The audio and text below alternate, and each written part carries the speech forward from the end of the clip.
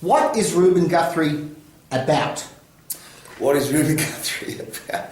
Who is Ruben Guthrie? Ruben Guthrie is a story about an advertising guy who loves the party lifestyle.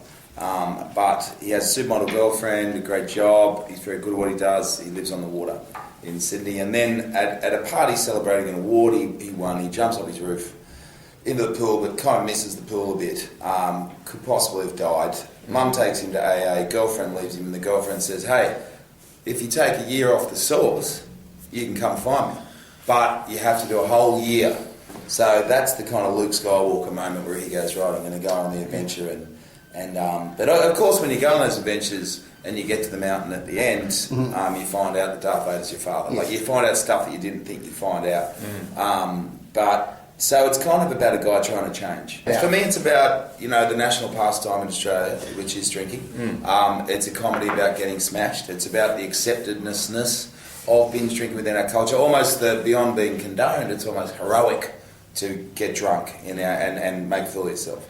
It's about how everything that we do is based around the consumption of alcohol. But in the end, I think the message I want it to be about is about a guy sticking his head out against the norm and being shot down. And I think in our culture, that often happens when people do something out of the ordinary. We quickly go, you can't do that because it doesn't suit me. And so my message would be, let's get behind people that change their sexualities or change the way they want to live, or, let's find out why and support them instead of making it about us and shooting them down. So that's kind of, I think, for me, what the film's saying. And Patrick, what about you? Both in terms of what you think the film is about and also about the take-home message of the movie.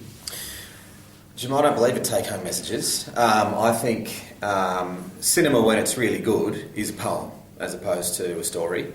And I reckon people should be going home having a conversation. I would be a bit disappointed if people go home going, oh, the message was X. Unless they're going home with someone going, the message was X, and the person next to them is going, no, the message was Y. And that's provoked a conversation, There's a line in it that Zoya, played by Abbey Lee, has. She says it twice, this alcoholic country. And I've watched the film 3 times with an audience and always gets a laugh. That's the moment that, why is that getting a laugh? It's not in and of itself a funny line. Or is it?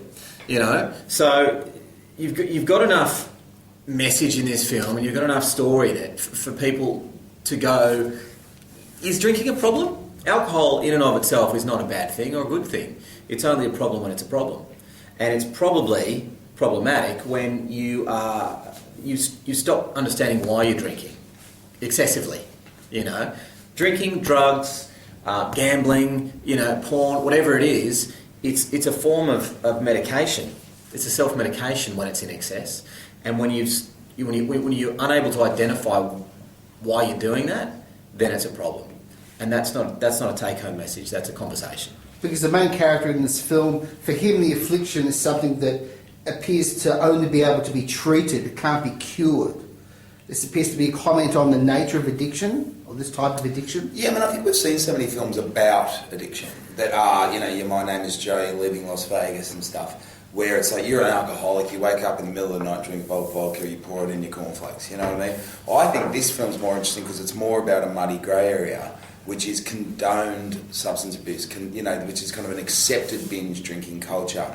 Whether Ruben Guthrie is an alcoholic or not remains a mystery. I think it's more the fact that this is a set of behaviours that this guy not only does, but his workplace advocates it, his family life, everything kind of supports it, except for the one person that truly loves him, his girlfriend, who her great gift to him is to leave him on his own to look at it, and she gives him a second chance at life. Were you conscious about trying to add something new when you I think so, yeah. So many addict films, it's really hard to make an addiction film because a protagonist's struggle should always be against some obstacles coming their way. When the protagonist's struggle is yourself, it's kind of, well, mate, just stay off the piss.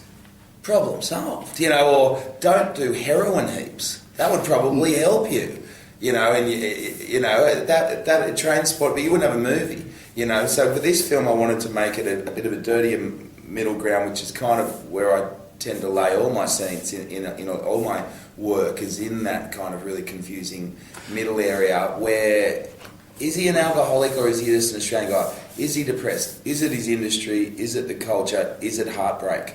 You know, what is it? Maybe it's all of it. Is it genetic, you know? Because I did want to ask you about these aspects of Australian male culture and Australian male identity. You seem to be very interested in stripping it back and exploring it. Yeah. I'm keen to know why, where that comes from.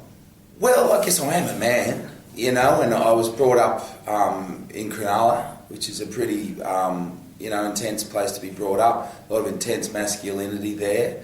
I experienced just a lot of strange male behaviour when I was young. I had my own rage inside, and guys, wanting to drive cars really fast towards walls in so many different ways, and just really odd things happening. And I've always been kind of, fascinated by that willingness to self-destruct in men, and that willingness to lash out. And I've always thought that men were a lot more complex than we give them credit for in advertising and stuff, where you see, Well, everybody's more complex than advertising. that's right, but that kind of notion of, can you move out of the way, love, I'm watching the cricket, give us a beer. Yeah. It's like, yeah, absolutely. But men suffer depression. Men get stressed and confused and take their own lives. Men secretly have drug addictions. Men have affairs. Men get in fights. All this stuff happens because we're complex, enormous feeling, thinking individuals that are seen and perceived as these simplistic kind of beasts who just want sex, beer, food. Everyone thinks we're Homer Simpson, and there's more. There's more to him. There's more to men, and that's kind of what I want to suggest. And there is that notion, isn't there, that, if men find a problem with themselves, if you go to a doctor first see, you're not being tough enough, you're not being macho enough. I mean, it seems to be the kind of culture that you're deliberately trying to take down and look at. Yeah, absolutely, and that reaching out thing. My opinion on the male dilemma changes. That's, I think, why I keep writing about it, is because I actually find myself having a shifting kind of position on it. Like, now I wonder if talking it all out actually does suit the male form, because I think women are very good at it. It comes naturally to just kind of spilling the beans and sharing it all out. But are they really sharing the truth, or are they just talking, Whereas with guys, that's why I really love all the kayaking in the movie and his friendship with Ken, because You bond through a physical activity. Helping a mate move house and kicking the 40 and going over and hanging out with his 2-year-old and going for a walk.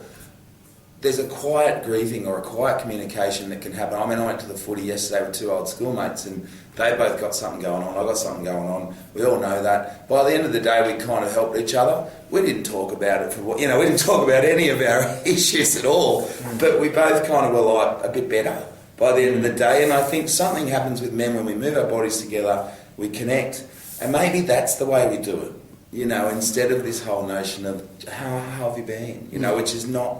Doesn't come naturally to us. Maybe that's why we have. But it's right that it moves around. That your point of view moves around, because you're growing and you're an artist. And I sometimes think about your initial question is why Brendan? Why do you keep sort of engaging in this way? With his work. And I wonder what sort of stuff would Brendan be creating if he grew up in Vienna? Do you know what I mean? Like the sort of artist he is, he absorbs things. Wouldn't it be great? He absorbs things. And he's a curious human, so he absorbs it and spits it out in his own inimitable way. He grew up in Cronulla in the Shire, so the stuff that he has that flavour about it. You've only got to read his book to know that, and it gives you a take or a tone about all of his work. It informs all his work, as all of our upbringing does inform our work. And so that's the sort of stuff he takes. He's not writing about women in this way. He writes about men because he's not a woman. He's a man, and so these things he goes, well, what does that mean to me? The artist absorbs the world around them and then tries to make sense of it in a creative way.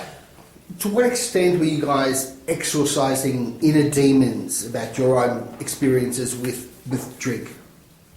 To what extent are the characters or ourselves? Well, I mean, do you base part of this story on your own experiences, Brendan? I don't know if I base the story on my own experiences. I think my experiences were a trigger to then write a story about a fictional dude. I don't have a Czech supermodel girlfriend, I don't live on the water, I don't work in advertising.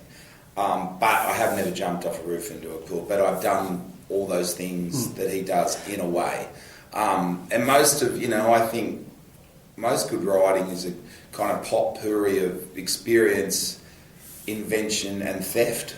In a lot of ways, the scene at the end when Zoya comes back, is a similar setup to what I've seen in two of Neil LaBute's plays. You know what I mean? And without stealing from him, that's just in there to have the lover come back when the other lover's there and the lover enter. It's just a thing you learn from other dramatists. But I think I've always been pretty open with what's wrong with me. And I think all the proper artists are. I was going to ask what that process is like, whether it's something that you do reluctantly or that you just figure this is part of my life, almost duty bound. I think it's too late now for me to pretend to be anyone else. I've it. I've shown, I've revealed, I've taken the gown off and shown everyone now in every way. So that's it. But then maybe that's why, if I could help other blokes be brave, or kids might see me, or people, I might inspire someone by being honest, and that's probably a good thing, or if I can share my experiences on earth. But it's funny because the first production of Ruben in 2008, directed by Wayne Blair, Downstairs, Belvoir, I was so scared because it was the first time I'd written about my life. And a lot of these lines said by people have come from friends, family, modelled on friends and family, and they were all coming. And it was the first time I went, I was like sleepless with anxiety. I was so terrible because the other plays that I'd written were very heightened and otherworldly and imagined and kind of, I guess, absurdist in a lot of ways with rabbit and men and such. But this was my life. So I was so scared. But what I saw the audience do made me become a real writer because they just connected the shit out of it. Like they came out so moved. And I've never seen an audience so moved by my work than I have in the audiences of Ruben Guthrie. And that's when I went, you got to write the truth, man.